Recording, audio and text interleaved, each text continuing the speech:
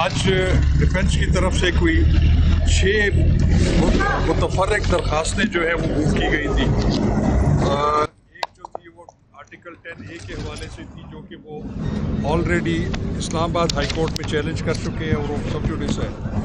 कुछ एप्लीकेशन उनकी जो थी कि वो कुछ गवाहों को दोबारा एग्जामिन करना चाह रहे थे कि हमारी मौजूदगी में एग्जामिन हो। हालांकि उसमें लॉ ये कहता है कि एग्जामिनेशन इन चीफ जो है वो मुल्ज़िमान की मौजूदगी में रिकॉर्ड हो सकती है और उस पर जेरा बाद में हो सकती है। तीसरी एप्लीकेशन उनकी जो थी वो सर्दियों की छुट्टियों की वजह से उन्होंने एक इस्लामाबाद हाई कोर्ट का हुक्मनामा बताया, जिसमें ये वाज़े तौर पे लिखा हुआ है कि वो east and west session division civil और क्रिमिनल कोर्ट्स है, वहाँ पे छुट्टियाँ हों, और वो इसमें शामिल नहीं है। तो चौथी उनकी एप्लीकेशन थी कि उनके एक वकील जो है वो खुद उम्मीदवार हैं कौमी असम्बली की नशिस्त के लिए इस्लामाबाद में, और उनके आज कागजात नामजदगी की जो है वो जांच पड़ताल स्क्रूटनी है, तो उसके लिए भी उन्होंने एक्सक्लूजन मांगी। तो वो तमाम एप्लीकेशंस को ऑर्डर लिखने के लिए उन्होंने वक्फा किया और उस पर अब कल जो है वो प्रोसीडिंग्स कल के लिए मुलतवी हो गई। बेसिकली जो है ये 40वीं यानी तकरीबन 40 जो है वो मिसलिनियस एप्लीकेशन मूव कर चुके हैं जब से ट्रायल शुरू हुआ है। इनका सिर्फ एक ही मकसद है कि ये किसी ना किसी तरह इसको डिले करें और लिंगर ऑन करें। आज भी जज साहब से हमने गुजारिश की कि हमारे विटनेसेस हर तारीख पर आते हैं और उनका क्या कसूर है, वो गवाही देने आते हैं, यहाँ पर जरा नहीं होती, कभी एक बहाना कभी दूसरा बहाना। आज से पहले जो था उस दिन उनका कंटेंशन ये थी कि खोसा साहब जो हैं वो उनके काउंसिल हैं और वो जरा करेंगे, और खोसा साहब ने 350 पे कहा जी कि मैं 350 के बाद जो है वो नहीं कर सकता, और वो रिज़र्व हुई। फिर बाद में शाह महमूद कुरैशी साहब ने अपनी इसमें कहा कि जी मेरे खोसा साहब वकील नहीं हैं, मेरे वकील जो हैं वो तैमूर हैं और अलीश हैं। आज हमने कहा कि जी तैमूर मलिक जो आपके है लॉयर जिसको आप खुद कहते हैं वो मौजूद है, काइंडली आप क्रॉस एग्जामिनेशन कराएं, हमारे गवाहों की क्या कसूर है जिसकी बुनियाद पर वो हर तारीख पर आते हैं और पूरे दिन बैठ के अपने काम काज छोड़ के जो है वो नहीं, लेकिन वो वन वे और दी अदर वे वो लिंगर ऑन करते हैं on the basis of frivolous application. ये एप्लीकेशन जो आज मूव हुई हैं 3 दफ़ा ये पहले मूव इस तरह की कर चुके हैं, जो जज साहब ने ऑलरेडी उनको जो है वो खारिज कर चुके हैं, जिसके मुतालिक उन्होंने निगरानी दायर की हुई है इस्लामाबाद हाई कोर्ट में। तो सिर्फ जो मकसद नज़र आता है वो किसी तरह इसको डिले करने का है ट्रायल का। हालांकि सुप्रीम कोर्ट ने ये कहा है कि अगर ये डिले करें और एक्सपीडिशियस ट्रायल ना करें और कोई मसला रुकावट डालें तो आप कैंसलेशन मूव कर सकते हैं। तब हमारा प्रोग्राम यही है कि अगर वो फिर भी ये नई एविडेंस होने देंगे तो we will move the cancellation petition in accordance with the decision of the honourable supreme court of Pakistan. Sir इसको थोड़ा एक्सप्लेन कर दीजिए कि कैंसलेशन के बाद क्या नतीजे होंगे। देखिए जी, जो इन देखिए जैसा आपने लास्ट पैरा में सुप्रीम कोर्ट ने ऑब्जर्व किया है इस बात का कि अगर ये किसी किस्म का रखना डालें स्मूथ ट्रायल में और स्पीडी ट्रायल में रुकावट डालें या एक्सपीडिशियस ट्रायल में कोई किसी किस्म की रुकावट डालें तो कैंसलेशन उनकी मूव की जा सकती है। ऐसा है तो बेल की, तो लिहाजा सुप्रीम कोर्ट के डिसीजन के मुताबिक अगर कोई हम ये अभी तो हमने फिर भी जज साहब ने आज कल का इनको डायरेक्शन दी है और कहा है कि आप अपने लॉयर्स को इंश्योर करें कि वो मौजूद हों ताकि जिरा जो हो सके।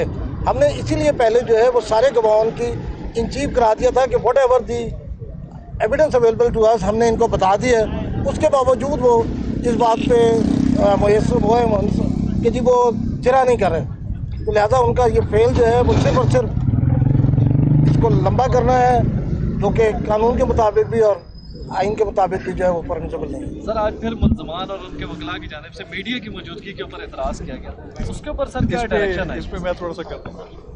मीडिया के ऊपर उन्होंने एतराज़ किया कि ये जो आपने ऑलरेडी हुक्म दे चुके हैं दफ़ा 14 जो है ऑफिशियल सीक्रेट एक्ट के तहत कि जिसमें पब्लिक और मीडिया की एक्सक्लूजन होगी, तो फिर जब उनको मौजूद जज साहब का जो ऑर्डर है वो पढ़ाया गया उसमें वाज़े तौर पर लिखा है कि ये प्रोसिक्यूशन की मर्ज़ी है कि वो जब चाहेंगे कि कोई ऐसा सीक्रेट डॉक्यूमेंट या कोई ऐसा बयान जो कि बहुत हसास नौइयत का है अगर वो ज़ेर समात होगा तो उस वक्त प्रोसिक्यूशन उस पर एक्सक्लूजन ऑफ जनरल पब्लिक और इवन मीडिया के लिए कह सकती है। लेकिन चूंकि अभी ये जो कार्रवाई हो रही है इसमें कोई ऐसा सेंसिटिव मटेरियल या कोई डॉक्यूमेंट सामने नहीं है, तो लिहाजा उसमें मीडिया की मौजूदगी पे हमें कोई एतराज़ नहीं है। तो सर जो दोनों मुल्ज़मान की जो बेल हो चुकी है सुप्रीम कोर्ट ने जो दी है, उसके ऊपर सर क्या डायरेक्शन है? क्या इसमें भी मैं आपकी इजाज़त से मैं इसमें यह है कि देखें, सुप्रीम कोर्ट ऑफ पाकिस्तान ने लीव टू अपील जो है वो एक्सेप्ट की है। इस्लामाबाद हाई कोर्ट ने जो इन दोनों मुल्ज़मान की ज़मानत खारिज की थी, वो बिल्कुल सुप्रीम कोर्ट ऑफ पाकिस्तान का ये हक है, उनके डोमेन में है। लेकिन एक चीज़ का तस्करा जो है वो बड़ा ज़्यादा हुआ आज भी, वो एक मुअज़्ज़ज़ जज साहब ने जो उस पर जो एक इजाफी नोट लिखा है उसको भी है आज पढ़ा गया कोर्ट के अंदर भी, और मुल्ज़मान के वकीलों ने भी पढ़ा। हालांकि उसकी आज रेलेवेंस नहीं थी, लेकिन वो इजाफी नोट हमारे सर आंखों पर है। लेकिन एक बात ज़रूर है कि जब कोई भी कोर्ट बशमूल सुप्रीम कोर्ट ऑफ पाकिस्तान कोई ज्यूरिस्डिक्शन एक्सरसाइज कर रही होती है तो वो उसको उस ज्यूरिस्डिक्शन में रहना चाहिए। तो हम ये समझते हैं कि वो जो इजाफी नोट है, ठीक है, वो जजमेंट का हिस्सा भी बन जाता है, लेकिन उसमें पॉलिटिक्स को बहुत ज़्यादा डिस्कस किया गया।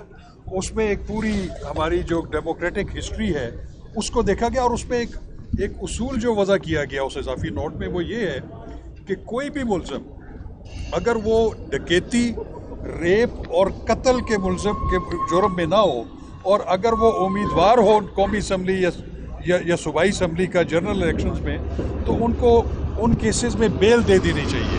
तो ये एक ऐसे इश्यूज़ हैं कि उन्होंने कुछ ऐसी बातें की है, लेकिन बहरहाल हम उस पर ज़्यादा नहीं पढ़ते। तो उस इजाफी नोट को भी जो है वो आज काफ़ी लाउडली उसका डिस्कशन हुई और उसको पढ़ा गया। लेकिन एक बात जो है वाज़ेह है कि वो ऑर्डर ऑफ द कोर्ट नहीं है।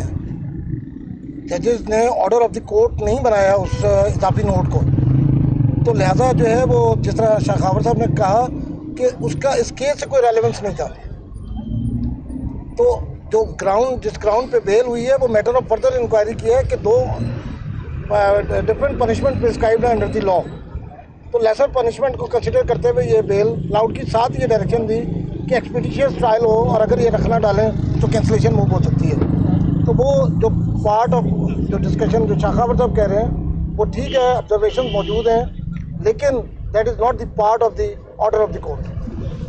तो सर क्या आप लोग इसको डिफेंड करेंगे कि जो आपकी जो मुतलका अदालत है वो मुल्ज़मान के मुचल के ना ले, उनको रिहाई ना दे? नहीं जी, नहीं, हमारा देखिए वो सुप्रीम कोर्ट ऑफ पाकिस्तान उनको ज़मानत दी है, उनका हमारा ऑर्डर जो है वो मुचलका दे दिया है, तो वो कोर्ट कॉम्पिटेंट है उनके रिहाई का ऑर्डर। वो उससे हमारा कोई कंसर्न नहीं है, प्रोसिक्यूशन का कोई कंसर्न नहीं है। तो शाह साहब अभी जो केस जिस सतह पे पहुंचे हैं और दूसरी जानिब से आप कह रहे हैं कि मुसलसल डिले हो रहा है, तो आप लोगों के पास या मजाज अदालत के पास क्या ऐसे इख्तियारात हैं कि इसको स्पीड अप किया जाए? 2-3 बातें हो सकती हैं। एक तो कॉर्सिव मेजर्स अडॉप्ट हो सकते हैं, ठीक है, बिकॉज ऑफ दिस कि अगर लॉयर नहीं आता और वो जानबूझ के ये कोर्ट ये ऑब्जर्व करती है कि जानबूझ के इसको लिंगर ऑन कर रहे हैं, तो उनका right of cross examination close भी हो सकता है, या उनकी जगह जो है वो कोई कौंसल, स्टेट कौंसल और स्टेट एक्सपेंसेस पे कौंसल एंगेज हो सकता है जो उनके बिहाफ पे करे। कोर्ट जो है वो इतनी बेख्तियार नहीं है कि कोई कहे कि जी मैंने नहीं करना तो नहीं हो सकता। ये इसका प्रोसेस मौजूद है कानून के मुताबिक।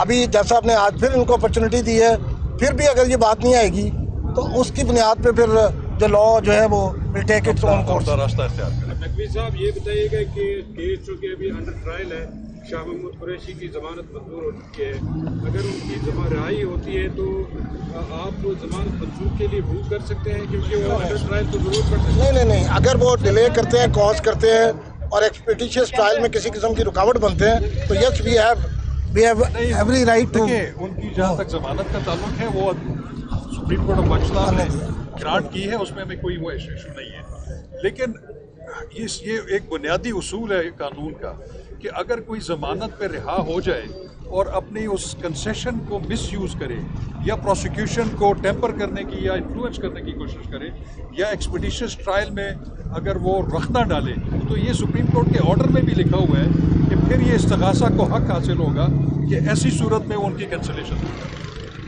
ठीक है सर, थैंक यू।